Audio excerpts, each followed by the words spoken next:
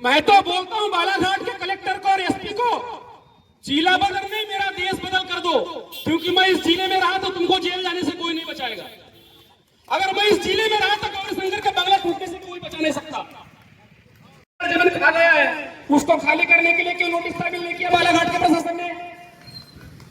क्यों नहीं किया बताओ जरा? क्या गौरीशंकर तुम्हारा आका है? क्या गौरीशंकर तुमको तनख्वाह दे रहा है? एक तरफ गरीब लोग अपनी झोपड़ी बना के इस जिले में नहीं रह सकते, शहर में नहीं रह सकते, और गौरीशंकर भी 3 एकड़ में अपना बंगला बना के रह रहा है। ये कितना दुर्भाग्य है बालाघाट जिले का। क्या दोहरा मापदंड नहीं है प्रशासन के? कलेक्टर के बंगले के सामने गौरीशंकर मिशन ने कब्जा करके रखा है, और यह बंगला बनाया मेरे हाथ में, इसकी तस्वीरें देख लो आप। ये आदमी यहां पर 10 बाई 10 के रूम में नहीं रह सकता, और गौरीशंकर मिशन 3 एकड़ पे कब्जा करके बंगला बना के रह रहा है। प्रशासन क्या कर रहा है? झक मरा रहा है। अरे वहां तो पुलिस लाइन की भी जमीन खा गई है गौरीशंकर मिशन ने, होमगार्ड की जमीन खाई है, विश्राम गृह की जमीन खाई है। कम से कम सरकारी जमीन तो निकाल लो। और उन 62 परिवार को जो ऑर्डर किया है, वो बूढ़ी जाने वाला जो रास्ता है गौरीशंकर मिशन के घर में जो प्रवेश करता है, उस पर 62 परिवार को बिठा दो। आप प्रशासन में बैठे हुए लोग हो, आपको बालाघाट जिले के प्रत्येक नागरिक को समदृष्टि से देखना चाहिए। कुछ लोगों को आप संरक्षण दे रहे हो और गरीबों को परेशान कर रहे हो। ये तो 1-2 बात हुई साथियों। मैं आपको बता देना चाहता हूं, एक आदमी की गर्दन पकड़ में आई है जमीन घोटाले की, उसके बाद इतने राज खुले कि बालाघाट को पूरी तरह से लूट लिया गया है। कहां कहां कौन सी जमीन 10 रुपए में 5 रुपए में खरीदी गई, इसका पूरा मेरे पास रिकॉर्ड है। पूरा तहस नहस कर दिया गया है बालाघाट को। भ्रष्टाचार में पूरा लिप्त हो गया है बालाघाट। नगर पालिका की मैं बात करूं तो नगर पालिका की अध्यक्ष जो है भारती सोशल सिंह ठाकुर, वो बताया कि 45 लीटर की इनोवा कार में 76 से ज्यादा लीटर का पेट्रोल डीजल जाता कैसे है? पूरा चूस रहे हैं बालाघाट को। और साथियों मैं आपको बता दूं कि ये तो पानी के लिए अभी जंग चल रही है। बालाघाट जिले के लोगों को अब हवा के लिए भी जंग करनी पड़ेगी, क्योंकि बालाघाट जिले के जंगलों में कुछ कंपनी को अब पेड़ काटने की अनुमति दे दी गई है। अब ये कंपनी ने बालाघाट में प्रवेश कर लिया है। बालाघाट के पूरे जंगलों को उजाड़कर पूरी भू संपदाएं लूटने वाले। अगर आज आप नहीं लड़े तो आपके आने वाले भविष्य को ना हवा मिलेगी ना पानी मिलेगा।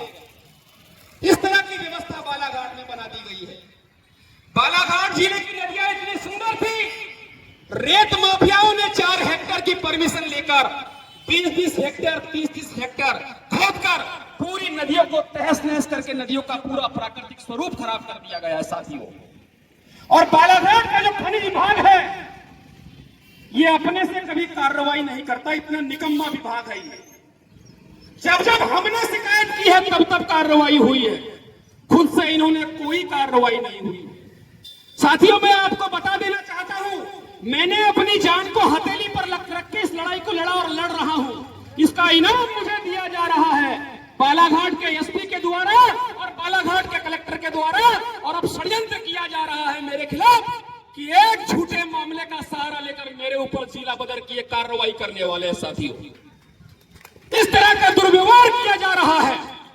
मैं तो बोलता हूं बालाघाट के कलेक्टर को और एसपी को, जिला बदल नहीं मेरा देश बदल कर दो, क्योंकि मैं इस जिले में रहा तो तुमको जेल जाने से कोई नहीं बचाएगा। अगर मैं इस जिले में रहा तो गौरीशंकर का बंगला टूटने से कोई बचा नहीं सकता। इस तरह से पूरे बालाघाट जिले को नोच नोच के खाया गया है साथियों। इतिहास में पहली बार देख रहा हूं कि देश बचाने वालों को जिला बदर का इनाम देने की ये कोशिश कर रहे हैं। क्या इस देश के लिए लड़ना गुनाह है, पाप है? अगर ऐसा है तो इन्होंने एक एडवाइजरी जारी कर देना चाहिए कि कोई भी देश के लिए नहीं लड़ेगा। इस तरह की हरकतें की जा रही है। मैं तो बोलता हूं जिला बदल नहीं, मिस्टर कलेक्टर मीना, देश बदल कर दो मेरा। लद्दाख से उठा के सोनम वांगचुक को जोधपुर में रखा है, मुझे भी बालाघाट से जोधपुर भेज दो, कोई दिक्कत नहीं है। अपनी मातृभूमि को बचाने के लिए शरीर में जब तक प्राण का कतरा है तब तक लड़ूंगा। तुम जैसे लोगों की गीदड़ भपकी से राजा लिल्हारे और डरने वाला नहीं है। अपनी मौत को हथेली में लेके घूमता है राजा लिल्हारे। मौत का डर और कार्रवाई का डर राजा लिल्हारे को मत बताना। साथियों, मैं आपको बता देना चाहता हूं, दिनांक 17 दिसंबर को मैंने गौरी शंकर के जमीन घोटाले के ऊपर 4 आरटीआई लगाई है दस्तावेज लेने के लिए। 20 दिसंबर को खनिज की उप संचालक से इनने मेरे ऊपर एक फर्जी मामला बनाया। और मामला क्या साथियों? मामला ये, मैंने कहा क्या खनिज की अधिकारी फरहत जहां बालाघाट जिले में दंगा कराना चाहती है, इसलिए रेत माफिया के लोगों से रेत चोरी का वीडियो बनाने वाले को ढूंढवा रही है। इसके मेरे पास गवाह भी है साथियों, क्योंकि फटेरा में ऐसी स्थिति वहां पर इन्होंने निर्मित कर दी थी, धपेरा में।